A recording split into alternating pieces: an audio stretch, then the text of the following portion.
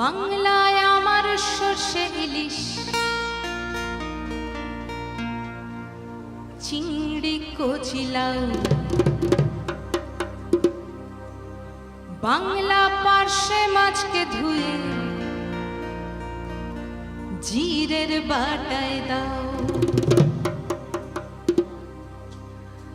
বাংলায় আমার সর্ষে ইলিশ।